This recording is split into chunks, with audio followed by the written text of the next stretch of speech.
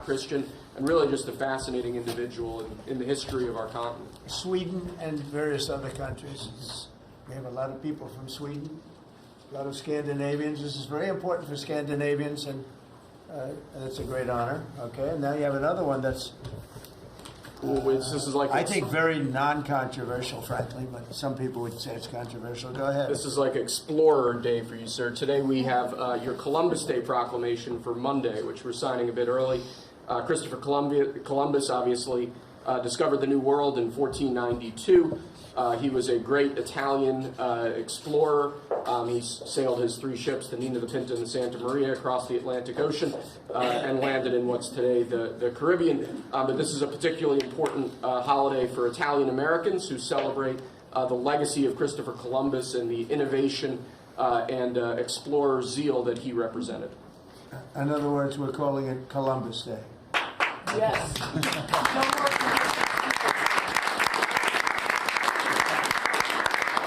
That was the press that broke out in applause.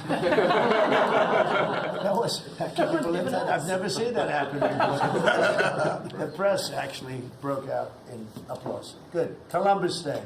We're back. Columbus Day, we're back, Italians. We love the Italians. Okay. Thank you, Mr. Thank you. Great. Thank you very much. Have a good one, sir. So we covered Scandinavia and Italy. Not bad. Now for the rest of the world. So I want to thank everybody for being here. As you know, last night we reached a momentous breakthrough in the Middle East, something that people said was never going to be done. We ended the war in Gaza and really, on a much bigger basis, created peace. And I think it's going to be a lasting peace, hopefully an everlasting peace. Peace in the Middle East. We secured the release of all of the remaining hostages, and they should be released on Monday or Tuesday. Getting them is a complicated process. I'd rather not tell you what they have to do to get them. There are places you don't want to be, but we are getting the hostages back on Tuesday, Monday or Tuesday, and that'll be a day of joy. I'm going to try and make a trip over. We're going to try and get over there, and we're working on the timing, the exact timing. We're going to go to Egypt, where we'll have a signing, an additional signing. We've already had a signing representing me, but we're going to have an official signing. And the amazing thing is all of the countries over there, from Qatar to Saudi Arabia to UAE to all of them, I mean, the rich ones, the less than rich ones, they've all come together, something which is amazing, actually. They've all come together for this, and they're really probably the best relationships they've ever had. So it's been really something incredible that nobody thought it was possible to get it done. And very importantly, the hostages are coming back. As you know, they consider them hostages. They talk about them as hostages, but there are approximately 28 dead people, mostly young, mostly men, but and boys. I mean, boys. The one woman talked about her baby. Her baby's 25 years old, but you know, to her it's her baby, and we're bringing them home. We're getting everything, and to those parents, the dead young man is just as important, as though this person were alive. It's amazing. I've never seen anything quite like it. I've been very much involved. I've never seen anything quite like it. But it's really peace in the Middle East. And you remember October 7th was terrible, but also from the Hamas standpoint, they probably lost 70,000 people. That's big retribution. That's big retribution. But at some point, that whole thing has to stop, and we're going to see to it. Gaza is going to be slowly redone. You have tremendous wealth in that part of the world by certain countries, and just a small part of that, what they make will do wonders for Gaza. And I think you're going to see some tremendous countries stepping up and putting up a lot of money and taking care of things. But there's tremendous spirit like I haven't seen, and even the news. I won't call it fake news for this purpose, because they really were very fair today, I must tell you, in all cases. but they covered it very well. They covered it very fairly. Everybody loves it. Everybody. People that were never giving us a fair shake, frankly, they can't even believe it. They're so they're amazed by it. A lot of people are, but it was just everything came together. I think the attack was very important on Iran, because let's say that didn't happen, they'd probably by now have a nuclear weapon, numerous nuclear weapons, and therefore, even if we signed a deal, there'd be a big dark cloud over it, and it wouldn't be the same thing. So Iran's different, but Iran wants to work on peace now. They've informed us, and they've acknowledged that they are totally in favor of this deal. They think it's a great thing. So we appreciate that, and we'll work with Iran. As you know, we have major sanctions on Iran and lots of other things. We would like to see them be able to rebuild their country too, but they can't have a nuclear weapon. So I want to express my tremendous gratitude to the leaders of Qatar, Egypt, and Turkey for helping us reach this incredible day and for being there. They were there with us all the way. And of course, as you know, Saudi Arabia and Jordan and so many. I will tell you, President Erdogan was personally involved in dealing with Hamas and some of the others. He's been great. They've all been really amazing. Indonesia's been amazing. Indonesia's been fantastic. The whole world has come together for this. People that didn't get along, people that didn't like each other, neighboring countries that frankly didn't like each other, but now it's just this moment in time. So we look forward to welcoming the hostages, like you can't believe, home to their families, and that'll take place early next week. We hope Monday or Tuesday. And all Americans should be proud of the role that our country has played in bringing this terrible conflict to an end. And I want to thank, some of the people, JD, you were fantastic, and Pete, you were great. Marco was fantastic. Some of you were very much involved. I'm looking around. So indirectly, I think almost everybody in this room was involved. Susie, I want to thank you very much. You were incredible. You've done an incredible job. So, and yes, John, what you've done was invaluable. CIA, John Ratcliffe, and he's done an incredible job. So I want to thank you all, and if I'm missing anybody, I apologize, but you've been amazing. And then you have Steve Witkoff, who worked so hard. And you remember we settled 7, this is number 8, we settled 7 wars or major conflicts, but wars. And this is number 8. And the one that I thought would be maybe the quickest of all would be Russia-Ukraine, and I think that's going to happen too. But in the meantime, they're losing about 7,000 people a week, and that seems pretty bad. They're losing mostly soldiers, young soldiers. They go out to war, and they're getting killed. And while it doesn't affect us in a lot of ways, we've got a big ocean in between, you don't want to see that happen. It was a big mistake. That war should have never happened. It would have never happened if I were president.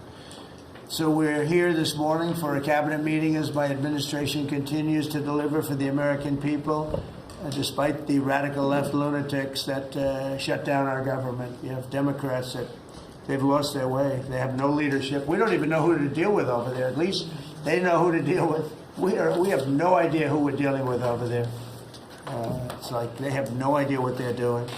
Republicans have voted repeatedly to pass a clean, nonpartisan bill to reopen government at the same funding levels. We're not going to do anything only good for health care. We're really, I think, become the party of good health care. And they keep using health care as a cudgel. They want to try and get everyone thinking about health care. We're the ones that are saving health care.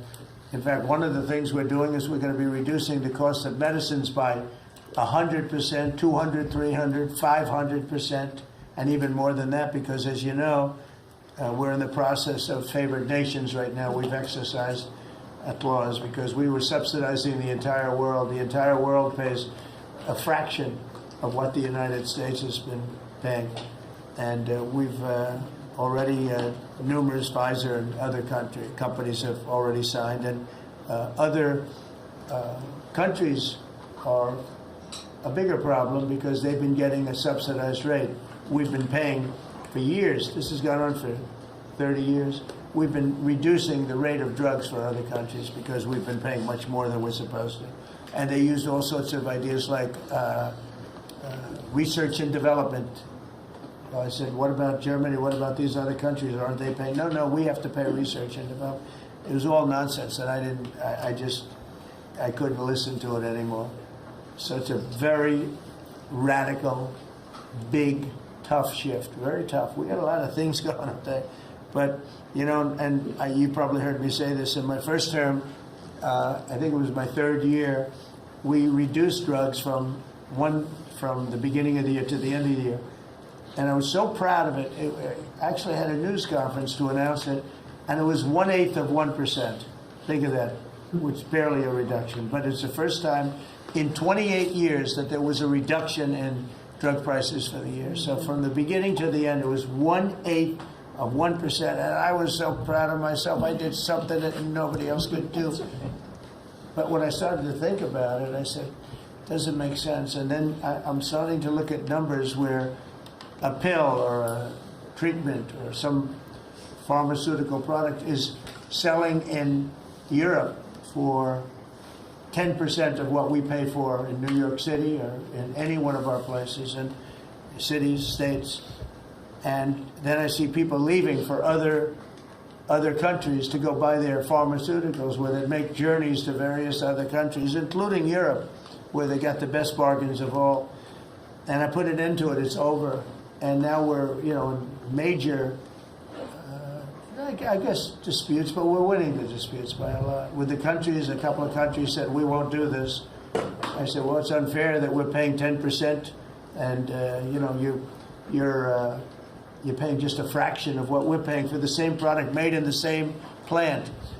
And they said, well, we're not going to do it. I said, that's okay. You don't have to do it.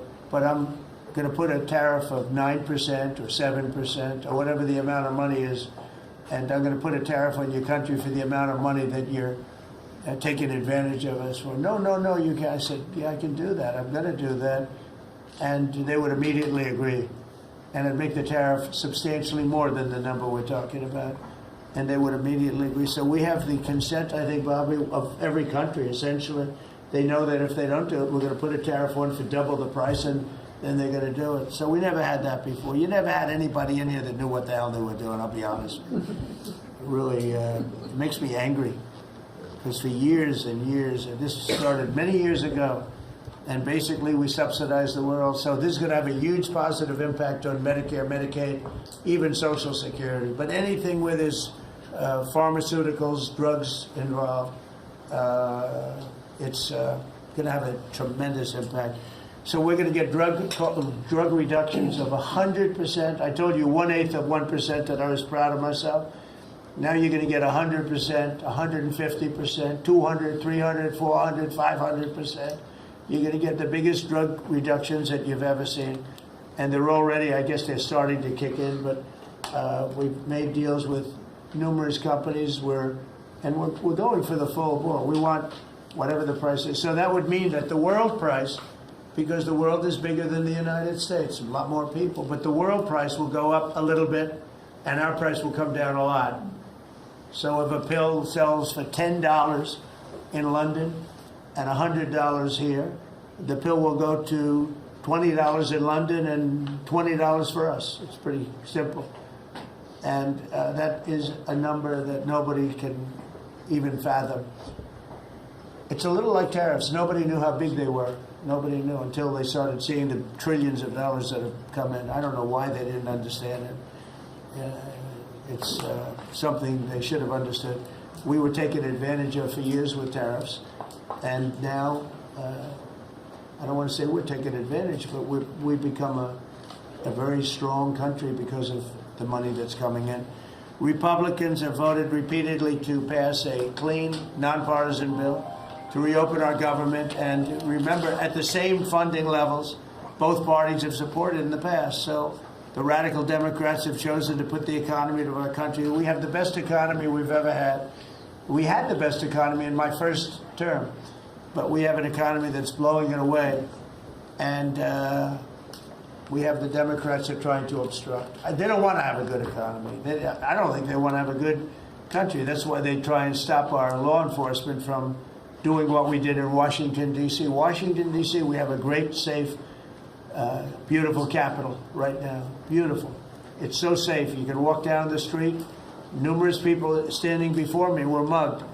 And you're not going to get mugged anymore. We have a safe capital, one of the safest. We took it from one of the most unsafe places to one of the most safe places in the country. And we also beautified it, and we're in the process of doing even more so. So we're very proud of our capital. Again, we were embarrassed by our capital. A lot of people being killed. They'd come from Iowa, Indiana, Florida. They'd come up, and they end up getting shot. They're not getting shot. We moved out 1,700 people approximately, right? Approximately 1,700 hardened criminals, career criminals. They moved them out. So Chuck Schumer and Hakeem Jeffries and the congressional Democrats are holding the entire federal government hostage. I will tell you, a lot of Democrats want to get this thing open too. They do. They're calling us, and they just want to get it open. And all we're doing is saying, just play the same thing until we get it straight. And they don't know how to go about it. I mean, and the problem is we really don't know who the hell is leading the Democrats. You have this AOC. I don't know her at all, but I watched her the other day. She said, well, if they want, they could come to my office. That's not leadership, you know. The only one that challenged her actually was Nancy Pelosi, and Nancy's not looking too good. I don't know what happened to Nancy, but she's not looking great. But she was the only one. I give her credit. She was the only one that challenged her. But AOC said that they can come to her office and negotiate, the Republicans. And we're saying, oh, I didn't know she was in leadership. But she's taking Hakeem Jeffries' place, and Schumer's afraid that she's going to run against him. And right now, I don't know. He can change. Life is crazy, right? But right now, he can't beat. I don't think he can beat anybody. So he'll lose in a primary. I would say he'll retire before he loses in a primary. So I think Schumer's going to retire because he can't beat anybody. His polls are so bad. Meanwhile, the Democrat shutdown is causing pain and suffering for hardworking Americans, including our military, our air traffic controllers, and impoverished mothers, people with young children, people that have to live not the greatest of lives. But we're doing so many tax cuts. We've cut their taxes. The great big beautiful bill, we've cut their taxes at levels that nobody's ever seen. I mean, no tax on tips, no tax on Social Security, no tax on overtime. It's been a great thing for a lot of people. They're doing great. Despite all of the damage that it's caused, the shutdown has been, pretty damaging. I mean, it's not yet because it's early, but it gets a little bit worse as it goes along. And we'll be making cuts that will be permanent. And we're only going to cut Democrat programs. I hate to tell you. I guess that makes sense. But we're only cutting Democrat programs. But we're going to start that, and we have Russell. We can talk to you about it if he wants to, but we'll be cutting some very popular Democrat programs that aren't popular with Republicans, frankly, because that's the way it works. They wanted to do this, so we'll give them a little taste of their own medicine. But Chuck Schumer proclaimed this morning that every day gets better for them. No, every day it's actually getting worse for them. And they're having a rebellion in the Democrat Party because they want to stop. And if you saw all of Schumer's, I watched last night like 10 different times over the years, he said, you can't shut down government, you can't shut down. And now he's the one that shut it down. So this is a confession that he's acting not to serve the people, but to serve the partisan interests of his party. And I don't think he's serving them well because they're way down. Look, they just lost an election in a landslide. It was interesting. I watched Kamala. It was a sad figure. I watched her the other day saying the election was very close. I said, no, the election was a landslide. We won the popular vote by millions. We won the Electoral College by, I think, 312 or 315 to 220 something. But there's another one that we won that's why when you see the maps are completely red. It's counties. The counties, we won at 2,505 to 525. So 2,500 to 525. That's called one of the greatest, biggest landslides in history. And that's one that people are using now as a as a primary. But literally, when you see it colored in, the entire country is red representing Republicans. So, you know, they go around, they just lie. They just lie. And everything's a big lie with them. Well, the other side, and the other thing I don't understand is, Christie, I looked at crime numbers in Chicago. They're through the roof. And I have a governor who stands up every day and tells us how wonderful Chicago is. It's just a lie. It's like a con job. It's like Gavin Newsom. He says how well he's doing in California, and they're doing terribly. Population's getting smaller. People are leaving. And other people are coming in, and, you know, I wouldn't say it's an even trade. While the other side is focused on playing games, the Trump administration is focused on creating jobs, bringing down prices, and we've really brought them down a lot. That's the other thing. We're bringing down prices a lot. We're bringing down grocery prices, but the big thing is energy. When you bring down energy, everything comes down, and the energy prices are way down. I see we're down to about $61 now a barrel. And what gasoline's going to be, I think gasoline's going to be below $2 at some point in the pretty near future. It's very low, much lower than it was under Sleepy Joe. And we're restoring law and order in our country. We're restoring it here, but we're restoring it right now. We're in Memphis. We're going to Chicago. We're going to other cities. Many governors are asking us to, including Democrats are trying to ask. I don't know what the big problem is. If I were a Democrat governor, I'd be saying, whatever you can do to get crime down, I'll take anybody. You can bring them in I don't care who it is. A lot of people said that. They interviewed women, these beautiful women in Chicago, black women with a MAGA hat, a red hat. They said, we don't care who he brings in here, but this place is really dangerous. We just want crime to stop. It's true. They don't care. You know, they don't differentiate between the National Guard and the Marines. They don't care. They'll take anybody. And that's the way it is. I mean, they want what we did in D.C., they want to happen to them. And it's happening in Memphis already. I see in less than a week, the numbers are really good. And it'll be great, and it will fix that. We'll go to various other places, and we're going to be stopping crime in our cities, and that's a great thing, and we won't get credit for it, but it's a great thing. We've launched a historic campaign to take back our nation from the gangs and the street criminals, violent repeat offenders, illegal alien lawbreakers, domestic extremists, and savage, bloodthirsty cartels. And very little, by the way, is coming in by water, in case you haven't known. The drugs aren't coming in by water. In fact, we can't even find any boats in the water anymore. We had boats, we were like a subway train loaded up with drugs. Every single boat that you see getting taken out kills 25,000 Americans. Think of that. Because it's pretty tough stuff. But it kills 25,000 Americans. So when you hear that, it's no longer tough. But here in Washington, we've deployed federal law enforcement and National Guard to restore public safety, and we're working to replicate that in numerous places all over the country.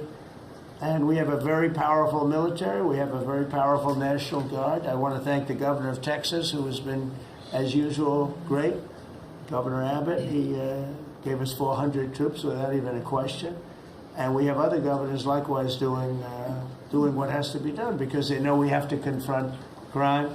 We're directly confronting the sinister threat of left-wing domestic terrorism and violence, including the terrorist group Antifa. You saw that yesterday. We had a news conference. Antifa's out of control in Portland and other places, but mostly Portland in the case of Antifa. And we had people that were really badly affected by them. It was terrible. So one of those things, but we're knocking the hell out of them. And we're looking for the people that are funding them, and those people are going to be just as guilty as the people that smack people over the head with a baseball bat. And I'd like now to ask Attorney General Bondi and Secretary Noem to discuss this a little bit and tell where we are. And then we'll go around the room. We'll go quickly. We're going to go quickly if we can, because we have a lot of things to do, including I won't be spending that much time here because I'll be leaving fairly soon for the Middle East. And I'm very honored to be involved with that, I'll tell you. It's a great thing for our country. People are so happy about it. I've never experienced anything quite like it. I've never seen such universal praise for being able to do something. No, it's something that nobody thought was possible, and we're going to end up having peace in the Middle East Who would have thought? So Pam, could you start, and then Christy, please. Sure, President Trump, and despite the Democrat shutdown of our government, our law enforcement officers are out there working without paychecks, round the clock, to keep and make America safe. Secretary Hegseth and I were recently in Memphis. We had 1,100 law enforcement officers in one room with us. The Memphis PD, they were the happiest to see us, don't you think, Secretary Hegseth, of anyone. We had ATF, DEA, FBI, U.S. Marshals. I'm not sure if our park police were there. We had Treasury, Secretary Bessent, and of course we had Secretary Nones, Homeland Security, all working together with the Guard. They were so happy to have us there. We've been making arrests left and right. So far, we made 562 arrests and seized 144 illegal guns, just in the short time we've been in Memphis. And many of these people are career criminals. And when you take them out of a place, your crime rate just goes down. These people commit crimes every single day. They're sick. And we're taking them out. In some cases, we're bringing them back to their countries where Biden allowed, with the stupid open borders that we had in our country, to come in. But they're being brought back to other places, or they're being put in jail, but they're career criminals. President Trump, last night alone, we made 91 arrests, 19 firearms off the streets, and one was a warrant for a homicide, and 4 sex offenders who had active warrants. One was a sex offender on a child. Everything we did in Memphis was worth it, in my opinion, for that one arrest. Think about that. We got a child rapist off the streets, but yet we've made 562 arrests and still going strong in Memphis. Just what we did in D.C. But it's because it's all of us. It's a team working for you to make America safe, all together, round the clock. Thank you very much. Thank you, Pam. Thank You're doing you, a great President job. Trump. And it's amazing that we're not getting cooperation from Democrats. It's like, it's a new issue. You know, we have all the old issues of the wall and the border and all of the things, men playing in women's sports who they still want that, transgender for everybody. All these issues are so crazy, but we have a new one. It's called crime. We stop crime, and they allow crime. They want crime. It doesn't make sense. I think it's as ridiculous as the other things that we talk about all the time. But I've added it onto our list, a 5-letter word called crime. We stop it, and they actually incite it. It's crazy. You would think they'd want them. You'd think they'd want Christy and Pam and all of the people. If we needed the military, people will be there. We've got a massive military. We have the best numbers we've ever had for recruitment. We have a lot of people now. We have people that can't get into them. In a great economy, they want to be soldiers again. A year ago, they didn't want to even think about it. Same thing as with police and firemen, everything. They want to join. They're proud of our country again. Christy, go ahead, please. Well, sir, thank you for your leadership and for deploying all of government to help us keep our country safe. You have talked extensively about how threatened our ICE officers are, but all of our law enforcement out there. And we saw the shooting in Dallas at that facility, so we're hardening all of our buildings and making sure that we have more security measures, snipers on the roof, people to protect our law enforcement while they're out there on the streets. But what I'm also doing, sir, is, and with your authority, is we're purchasing more buildings in Chicago to operate out of. We're going to not back off. In fact, we're doubling down, and we're going to be in more parts of Chicago in response to the people there. And then I was there a few days ago and looked at some facilities that we can deploy more law enforcement out of. Because what they're trying to do with these riots and violence is distract us and keep us from going after those murderers and rapists that are out in the streets. And then I was in Portland, went out and back on Tuesday, and met with the governor, met with the mayor, met with the chief of police and the superintendent of the highway patrol. They are all lying and disingenuous and dishonest people, because as soon as you leave the room, then they make the exact opposite response. So we're looking at new facilities to purchase. They're in Portland too, and we're going to double down. And I told them if they didn't meet our demands for safety and security on the streets and work with us, then we were going to bring in more federal law enforcement. So I want to thank Pete and the Department of War for all their help. They've been fantastic. But while we fight litigation and work with Pam on that, we're going to send more of our resources and men and women out there to keep everybody safe. So no President- worries. What we see in DC and what we see in Memphis for benefits for people and the safety and security, we'll see that in Chicago and And Portland. the numbers in Memphis, it's only a week, but the numbers have Right. been amazing, I understand. That's exactly right. The They've crime been numbers are way down. fantastic, and it shows what a partnership can be between local law enforcement and the federal government. And if we have to do it the hard way in Portland and Chicago, we will. All right. But the people That's demand. fine. And the President safety. Trump, my lawyers are in court right now as we speak for you, arguing in Chicago and Portland to keep them safe, to bring in the guard. The government doesn't want it there, but we do. We're going to keep their citizens safe, thanks to The you. people want it. I don't understand the politics of it. I don't understand why a Pritzker is trying to protect people that are They're more really scared. bad. They're more scared of the anarchists that are on the street and the politics of it than they are of doing the right thing. I think they're afraid. Yeah, I think yeah, they're they're threatened. They don't tell us, but I think Pritzker's threatened by people. There's no other reason that this could be possible, that they don't want to have a safe Chicago. And we can solve the problem very quickly. And we're doing that anyway, regardless of if he doesn't want it or if he does want it, we're doing it anyway. So make sure. I asked the mayor that himself. He said that Portland was perfectly safe, a beautiful city, no problems. And I said, well, why did you clear the streets for me today then and build out a 4-block radius to make sure I could get in and out of here? And these people on the street screaming death to ICE. There's graffiti that says Molotovs melt ice. We have the guillotines. We're going to use them. The Portland's things that- almost different. It's like anarchists. It is. It really You know, is. it's really different than a lot It's of the awful. others. This is a sick situation, but those are anarchists. Those are people that want to overthrow government.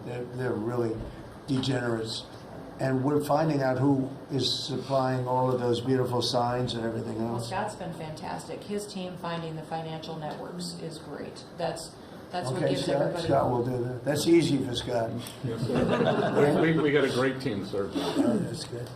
How about we go to Marco? You can talk a little bit about what's going on, and Well, go ahead. yeah, Mr. President. I don't know if one day perhaps the entire story will be told about the events of yesterday, but suffice it to say, it's not an exaggeration that none of it would have been possible without the President of the United States being involved.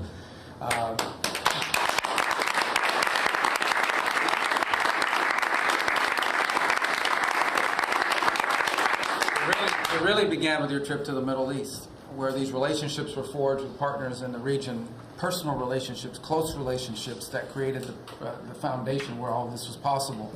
Where I think this really took a turn. Remember, a month ago, no one thought this was possible. Where it really took a turn about a month ago, less than a couple weeks ago, is when we were at the United Nations and you convened a historic meeting, not simply of Arab countries, but of Muslim-majority countries from around the world, including Indonesia was there, Pakistan was there, and created this coalition behind this plan. Then on that following Monday, you met with the Prime Minister of Israel here, and that plan was presented. And then, of course, our great negotiating team followed up on it. In the interim, again, perhaps the stories will be told, perhaps they will never be told. The President had some extraordinary phone calls and meetings that required a high degree of intensity and commitment, and made this happen. And I think what's important to understand is that yesterday what happened was really a human story. There's a geopolitical aspect to it, there's no doubt about it. It creates the conditions for Gaza to one day be a normal place again and people to have a better life and Israelis to be safe. But yesterday was a human story. And because of the work you put in, and honestly, not only is there no other leader in the world that could have put this together, Mr. President, but frankly, I don't know of any American president in the modern era that could have made this possible because of the actions you have taken unrelated to this and because of who you are and what you've done and how you're viewed. And this weekend, because of that, at some point very soon, we are going to see 20 living human beings emerge from the darkness into the light for the first time in 2 years. And that is because not only were you used the credibility and the power and the prestige of this office and the relationships you created, and you committed yourself to making it happen. And I think it will go down as a historic moment in the history of our country, and something our country should be very proud of, that we have a president that's committed to not just peace, but to the human aspect of reuniting these families. My last point on this is just a couple of days ago, Secretary Lutnick hosted us all, many of us, at the Kennedy Center. And we have these families, we've interacted with them for so many years, for 2 years now. And the stories are heartbreaking, both whose families are alive and those who are deceased as well, who want their relatives back so that they can complete the process of grieving. And it was, we had all hoped that perhaps that was the day that we would have an announcement for them on the anniversary of the 7th. But I know you were able to speak to some of those families last night. And I just hope the whole nation understands how incredibly proud they should be of their president and of their country for the role that they've played. And I don't want to let this moment pass, Mr. President, without also noting the incredible work of Steve Witkoff and Jared Kushner. They're an incredible team working together, facing some substantial impediments to even being there this weekend and doing it. Let me just leave it at that. And they've done a great job on your behalf, Mr. President. They deserve a tremendous amount of credit. But thank you for what you've done for the world. For the world. Thank you very much, Marco. I appreciate it. I think because we have a very busy day with all that's going on, what we'll do is maybe just a few of you raise your hand if you'd like to say something that don't talk too long, Doug. He's doing such a great job. So good that he could talk all day. That's the problem, right? But go ahead. And what we'll do is just take a few hands, and then we'll go back to getting peace done. Okay? We'll go a little bit quicker. We'll take a few questions from the press. Go ahead, please. President Trump, I just want to double down on what Marco was sharing. Such a remarkable accomplishment. Agree that no other president could have done this, but what set the groundwork for you able to do that? When you took office on January 20th, you made a 180-degree turn in our military strength with Pete's leadership. You were the master class in peace through strength. So militarily, we've completely turned around. We've demonstrated that through execution against Iran and others, that we have force. We want to end wars, but we'll use power if we have to. And then secondarily, peace through strength is also the prosperity, having the strongest economy and being willing to wield the power of a tariff in addition to the military power to reorder the globe. Those two things that you're standing on, both economic power and military power, allowed these negotiations to go forward. And I think as you've described the importance of these economic negotiations and all the trade deals, but that also begins with another 180-degree turn, and that was a 180-degree turn on energy. You have used energy diplomacy to bring prosperity to the American people, and you've used it to bring peace abroad. The combination of those three things have been remarkable, and now we're seeing the remarkable result. And we got one more that I know you want to end with Russia and Ukraine. Energy is going to play a key role in that. And now with this historic agreement, we're in a position working with the Middle East to also end the Russian-Ukraine conflict. So again, congratulations. Thank you very much, Doug. I appreciate it. Maybe I'll go to you for a second. You can just cap out what he said about the military, how well we're doing, and how big it is, and how strong it is. Mr. President, you're exactly right. At the War Department, you don't get peace without strength. And our job is to be the strength part of the equation and deliver that when necessary, as you demonstrated with your Order of Midnight Hammer. And the entire world saw. And I just want to echo what Marco said. It is a personal honor to be able to witness the way you lead and negotiate. I wish people had a full understanding of what that looks like, that historic nature. A lot of us vets, the Vice President, Tulsi, Lee, Doug, probably after decades of war and the chaos that was unleashed through reckless and foolish American policies, never thought this kind of peace would be possible. Yet, with your strength, with your ability to wield trade negotiations, personal relationships, to open up that opportunity is truly historic on the world stage. And it creates a whole number of other cascading effects. And watching Marco and the Vice President and Steve and Jared, the CIA director, everybody come together to make it happen. You've formed a phenomenal team, Mr. President. And at the War Department, our job is to make sure if and when there's question about American commitment, the whole world knows we've got the biggest, strongest, most lethal, and most ready War Department in the world, which is true, which is why we saw record recruitment in 2025, Mr. President. The first 2 weeks of 2026 already blows that out. FY 2026 already blows it out of the water. In fact, re-enlistment has already met its year-long goal in the Marine Corps in 2026. 2 weeks. Okay. You can't. There's no other way to create that kind of love and enthusiasm than with your leadership, sir. And it is an honor to work with Pam and with Christy and the cities across the country to make sure American citizens and law enforcement are protected with our National Guard. That's a core mission. And last thing, Mr. President, on the southwest border, the first group that rotated in to lock down that border to 0 crossings is now rotating out, and with a new border medal, the Southwest Border Medal, or it's actually called the Mexican Border Medal, revived from 1918, that will be pinning on their chest. So thank you for renaming the department, and we're trying to live up to it every day. So thank you, sir. I mean, think of this. We have record numbers of recruitment. 1 year ago, there were stories, front-page stories, that we couldn't get anybody to join the Army, Navy, Air Force, Marines, Coast Guard. My beautiful, I call it our beautiful Space Force. I love our Space Force. It's turned out to be very important. But we couldn't get anybody to join. Nobody wanted to join, including our police and fire. They didn't want to join anything. Recruitment was embarrassing. We couldn't get anybody. And now we're brimming. Now it's, and they're getting in based on merit now. A soldier's a soldier. They come in now based on merit, not based on woke stuff that anybody can qualify. You have to qualify for jobs. You have to qualify for certain types of jobs. And it's amazing. So we were embarrassed a year ago. Think of it, a little bit more than a year ago. I think it stopped on November 5th. I think it really started, this all started on November 5th, the election day. But now everybody wants to be in. We have an overabundance, and maybe we should raise it a little bit. I don't know. I like that idea, sir. But we could raise it. But we have so many people want to join, and they're proud of our country again.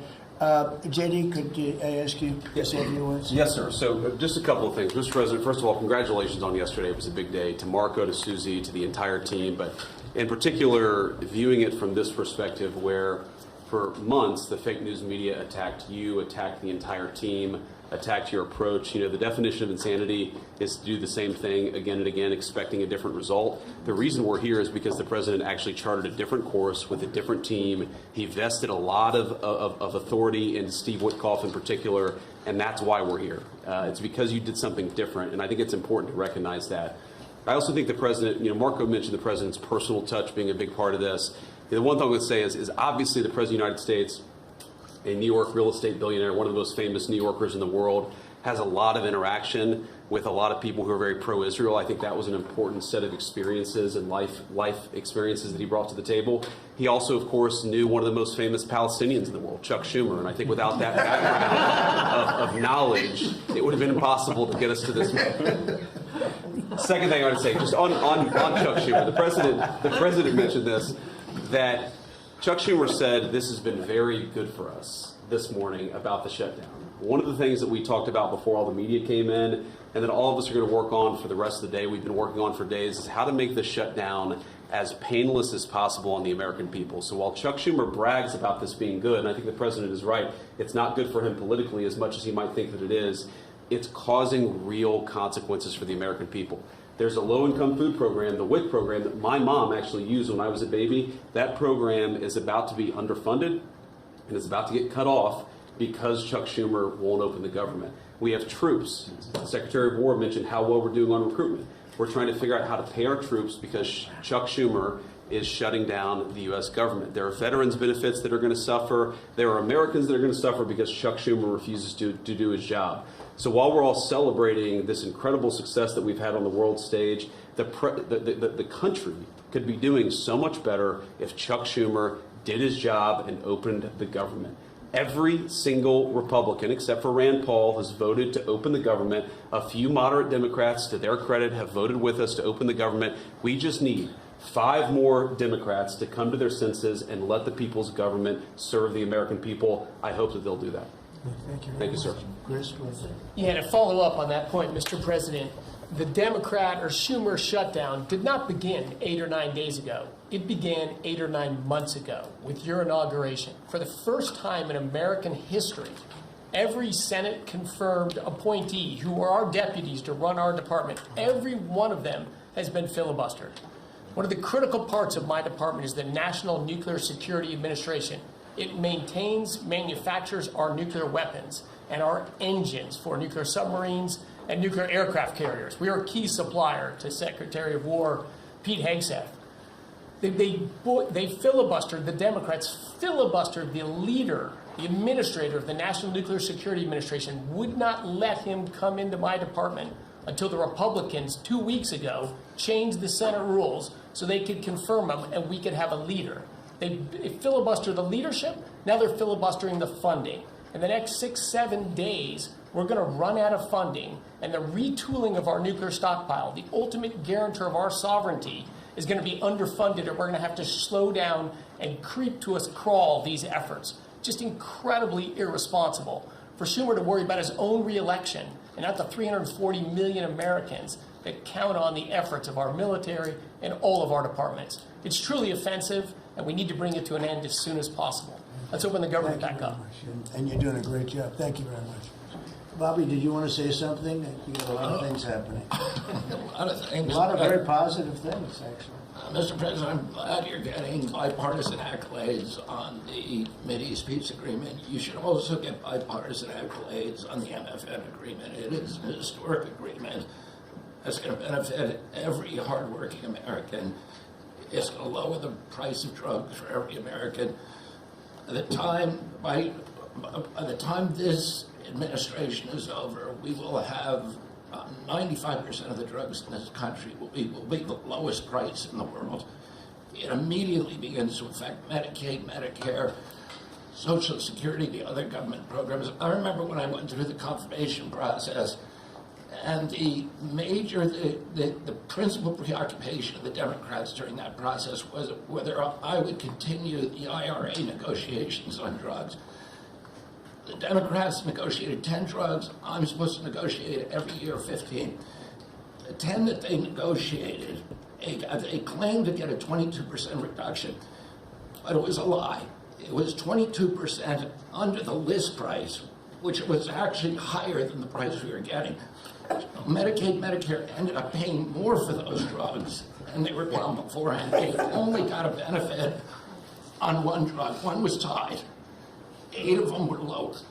So they should be applauding what we're doing now. We're doing something that every administration, Democrat, Republican, has been saying that it was going to do for decades, and you got it done because you understood the power of the tariffs. That we had leverage over these companies. And you did it in a way which you asked us to do, to negotiate in a way that was not going to stifle innovation, that was going to make sure that those companies could bring their production home, and they are doing that. And it was a profound success. It will affect every American for 100 years. And you should be getting bipartisan accolades on that. I'll say one other thing about Tylenol, only because of this. This morning before I came in here, somebody showed me a TikTok video of a pregnant woman at 8 months pregnant. She is an associate professor at the Columbia Medical School. And she is saying F Trump and gobbling Tylenol with her baby in her placenta. And the level of Trump derangement syndrome has now left the political landscapes, and it is now in the realm of pathology. And a mother could overwhelm millions of years of maternal instinct to put her baby at risk. And all you have to do is look at the studies which you and I talked about. It's not dispositive that causes autism. It is so suggestive that anybody who takes this stuff during pregnancy, unless they have to, is irresponsible. There are 15 rodent studies. Every one of them shows if you give it to the mother, the babies, and particularly the male babies, have profound neurological and behavioral changes. There is a study from Johns Hopkins on cord blood where they divided women into 3 categories: those who had the least acetaminophen in their cord blood, and those who had the most. The ones with the most had 3.6 times the rate of autism in their children. The middle category had 2.2 times, so it's a dose-related response. And there are dozens of studies that show the countries that use the most have the highest level of autism. Cuba has the lowest level in the world of acetaminophen use, and it has the lowest autism rate in the world. So this is not dispositive. It is not proof. We're doing the studies to make the proof. But in the meantime, the precautionary principle should apply. And any mother who is taking this stuff during pregnancy just to get back at Donald Trump is doing something that is pathological. And we're seeing that across the board. I got a lot of other stuff to talk about, but I know we got a short time here. But thank you, Mr. President. You're making our country healthier again. Thank you, Bobby. Could you just say, for the record, state what the autism was, let's say, 20 years ago and what it is today? In 1970, the largest epidemiological study in history was performed. 900,000 kids were looked at. They were looking for autism in Wisconsin children. They looked at every child in Wisconsin who was 8 years old. They found an autism rate of 0.7 per 10,000. So almost close to 1 in 20,000, less than 1 in 10,000. Today, the autism rates are nationally at 1 in 31, but it's actually much worse than that because California, which has the best collection system, reports an autism rate of 1 in every 19 children, 1 in every 12.5 boys. This is a national security issue. There is nothing more important, and I'm grateful to you, Mr. President, because you know the flack that you take for talking about this issue. You've shown courage and you've shown leadership, and I can't thank you enough for letting me do this work. Thank you. So think of that, 1 in 20,000, and now it's 1 in 12 for boys, 1 in 18, 19 for girls.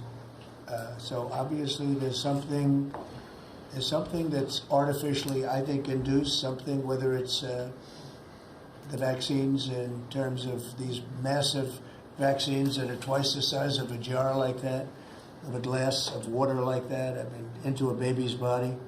And I've suggested get them in doses, get them in, maybe 20%, 30%, but smaller, not such a big. I think, that.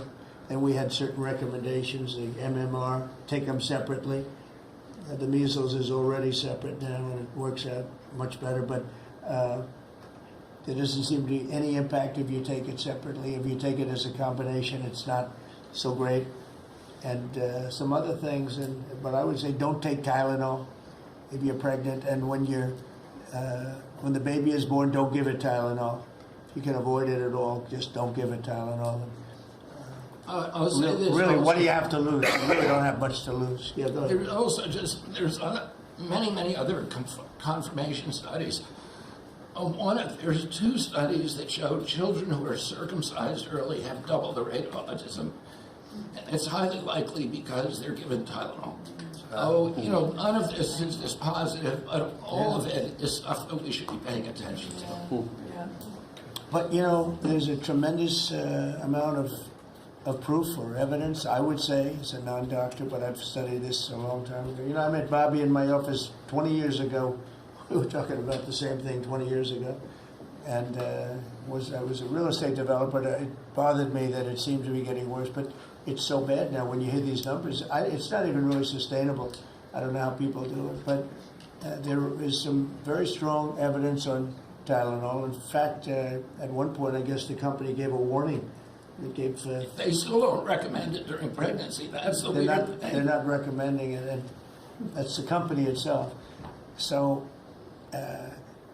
just don't take it. Don't take it. If you're a woman, don't take it, and don't give it to the baby when the baby's born, and I think that's going to have an impact. But I'd also get the shots in smaller doses. There are a few things, we gave a few things that just seem to be, and I think you'd get that number way back up. Think of it. You have 1 in 20,000, and now it's not even believable when you think that 20,000 drops to 12 children. So that's induced by something that's given or taken, and it should be able to be stopped. And you're talking about the Pennsylvania Dutch, you were talking about the Amish, where they don't take any of this stuff, and they have virtually none, right? They have no autism. So we're doing something very bad. Somebody's been given some bad things. Other countries, by the way, we have 82 vaccines that we give simultaneously. And I'm a vaccine believer, by the way. I believe in the polio vaccine. I believe in a lot of vaccines.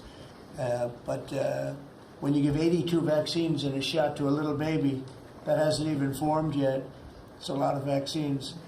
And in Japan, they give a much smaller number. In Germany, they give a much smaller, like 28 vaccines. That's a lot too, but 28 is a lot different than 82. So, but I would say on the Tylenol, don't take it, and that will be. I think it's going to be a big factor. I think it'll be a very good result, and I hope we're going to be able to see that result in the not too distant future. Because certainly, people have heard us loud and clear. That's why I bring it up again. That's why I asked you to talk about it, because this is a horrible thing, and if you don't take it, I mean, you have to tough it through sometimes. There are other things you can do, but you have to tough it out. It's easy for me to say, but I think you're going to see numbers that will be it'll be so significantly improved, and maybe fully improved. I mean, there's something there. There's something going on, and we have to address it. And so I'm addressing it the best I can as a non-doctor, but I'm a man of common sense. Okay, any other questions? I'd like to comment on the Yeah, workforce. please. Mr. President, a lot of people are calling to give you the Nobel Peace Prize after this peace deal that you managed to achieve in the Middle East. First of all, your opinion on that, and I was wondering about your trip to the Middle East, if you can tell us if you're considering to speak at the Knesset, at the Israeli parliament. Well, they asked me to speak at the Knesset, and I've agreed to. If they would like me to, I will do it. It's the first time a president has ever done that, so that makes it very interesting, right? Yeah. But yeah, so I will do it if they want me to. They have asked me to do it. Thank you. Families of hostages are out in the streets in Israel dancing and crying tears They're of all joy. dancing in the streets right now. They're dancing in the streets. They're so happy. Everybody's happy. They're dancing in the streets of Arab countries, Muslim countries. I've never seen anything like it. Everybody is happy. It's been really amazing. Thank you. President Trump, on the international peacekeeping force that's going to be deployed to Gaza soon, do you expect that Pakistan, Turkey, other countries to contribute forces? Has that become firmed up? And also on the shutdown, it seems like in the House there's a majority support for a temporary extension of the Obamacare subsidies, perhaps minus the funds for illegal immigrants. Is that how you see the deal to end the shutdown happening? Well, I see the deal just getting extended as we continue to talk. But we're willing to pay because we're paying. It's very simple. We're paying. The Democrats are the ones that cause this problem, and it's a big problem for them. And they have a lot of break in their ranks. But so I see that. I think that'll get worked out. But we want to get back before we do this. We don't want to have a gun held to our head. We don't like that. And the public doesn't like it either. So we want to get back.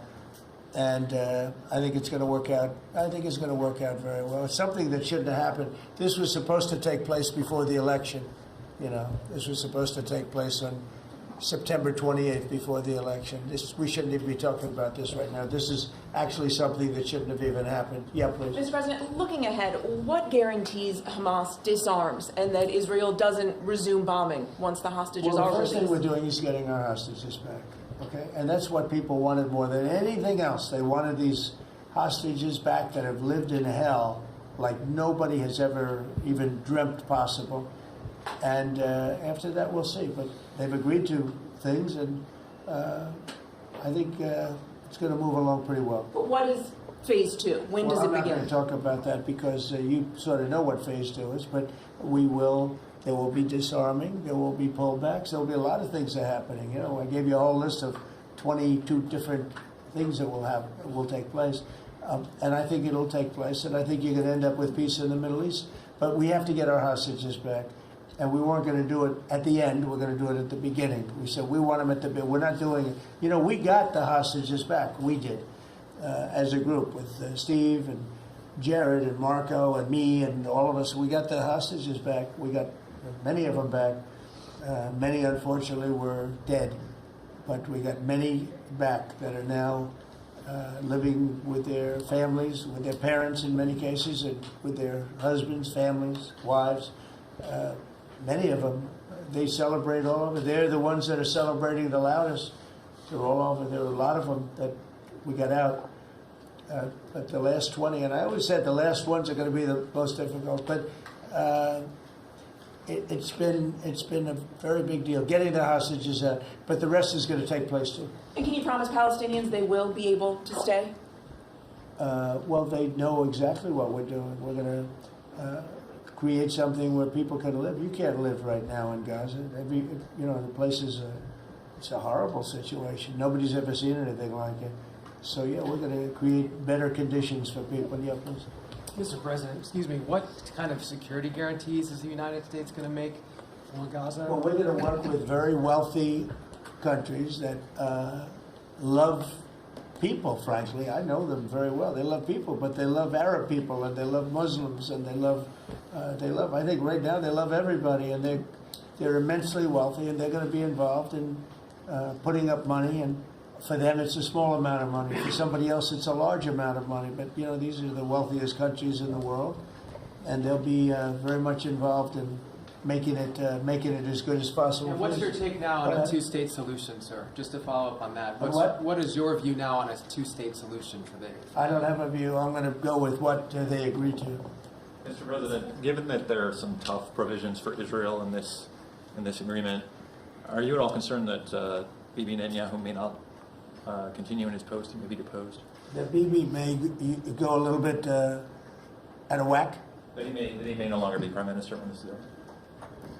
Look, that's politics. It could be. I don't know. I think he's very popular right now. He's much more popular today than he was 5 days ago. I can tell you. Right now, maybe people shouldn't run against him. 5 days ago, it might not have been a bad idea.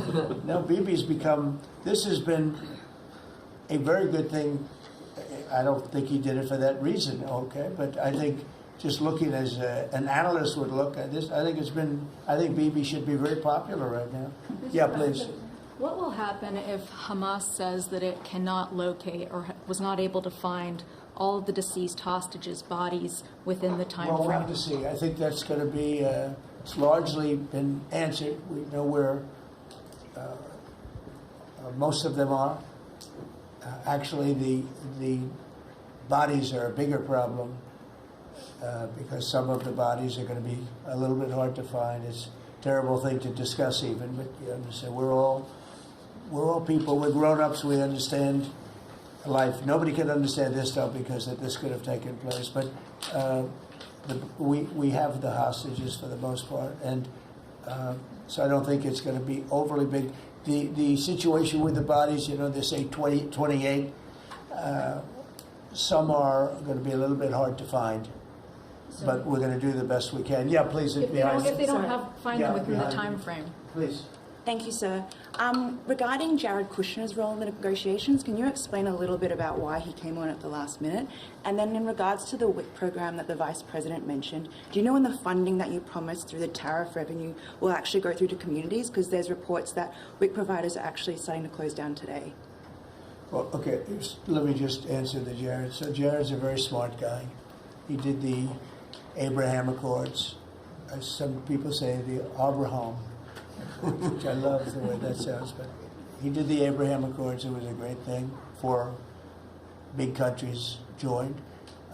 If I were president, if the election would have been a correct election, which it wasn't, you'd have every country in there. Maybe even Iran would have been in there, frankly.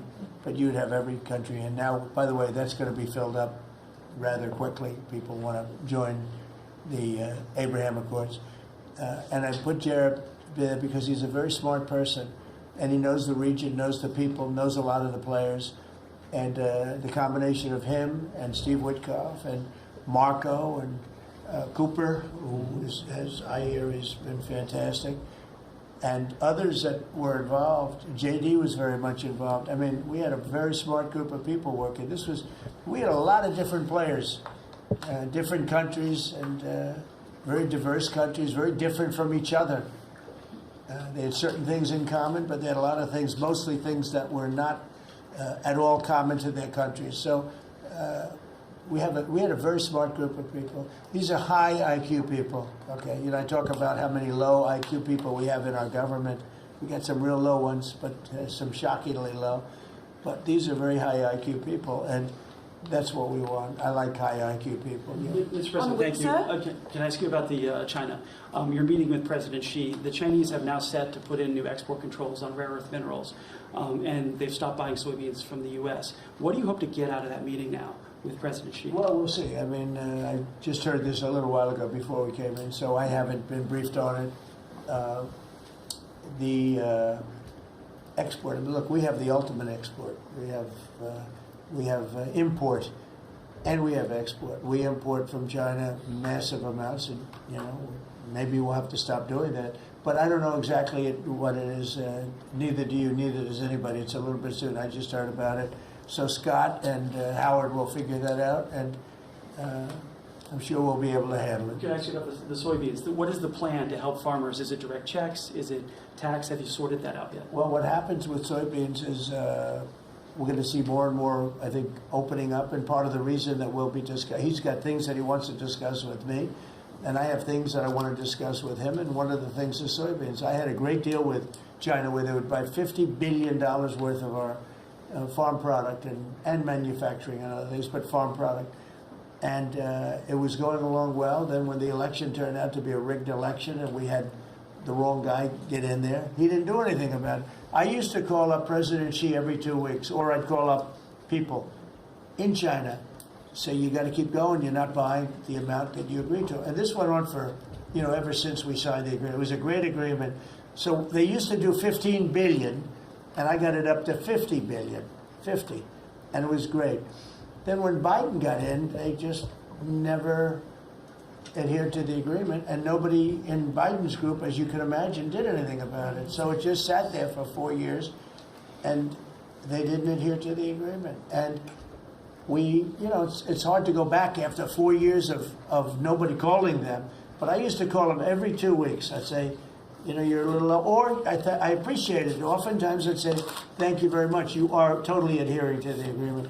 But we had an agreement, they would buy $50 billion worth of our product, mostly farm product. And remember I said to the farmers, buy larger tractors and more land. And that's exactly what happened. They did well. But we do suffer. I'd like you to discuss that maybe for a second, Brooke. Sure. Very quickly, by the way. Yes, sir. But would you just talk about how Biden let us down? Biden, every single thing, every problem the farmer has is because Biden didn't do anything for 4 years. Go ahead. No, I think that's right. This president has been unequivocal in his support of the farmers. First of all, in term one, we worked on it so hard and opened up markets, but especially this term. But here's what everyone has to understand. The farm economy is in a very uncertain time. But that isn't because of the current trade negotiations, although certainly the China part is part of that. But we inherited a slew of issues. First of all, as the president said, when we left Trump 1, we had an agriculture trade surplus. When we came back for Trump 2, it was a $50 billion ag deficit. That isn't everything, that's just agriculture. The second part is the cost of inputs for our farmers increased on average between 30 and 38%, but that includes fertilizer, it includes fuel, it includes interest rates, it includes labor. All of this came about under Joe Biden, a 47% increase in the cost of labor that now Secretary Chavez-DeRimmer and Noam and I are working on. Fuel is coming down, thank you. Interest rates, thankfully, are coming down. A 73% increase in interest rates for our farmers. They couldn't get loans to make sure that they could move forward. So that's all really, really important. And I think we have to realize what the president's commitment is this, that we are moving into an era of rural prosperity, of a golden age for our farmers in rural America. The trade renegotiations and the trade realignment that Jameson and Scott and Howard have led with the president's leadership is unlike anything that's happened in the history of our country. And those that will benefit the most are the original Americans, our farmers and our ranchers. The president has committed, if we need a bridge, he has talked about that to get us from the Biden years to the new Trump era. That's what we're working on every day. We've got to get the government reopened so that we can move forward on that. And once we do, we'll be able to move out a significant program to help our farmers. Long term, we have to change this hamster wheel of government. We've got to ensure that the farmers have the market to sell, and it's a national security issue and onshoring a lot of the food as well. Okay, so, sir, thank you. Thank you, everybody. I think that's enough. Thank you, Thank you. The country is doing very well. Thank you very much, everybody. Thank you. Still open to go out. Thank you. Let's go. Thanks, guys. Let's go. Head out, guys. Thank you. Right this way. Thanks, guys. Grab the camera. We can come back. You head out. Of course. Check it out. Come on. Guys. New chandeliers. Yeah, beautiful.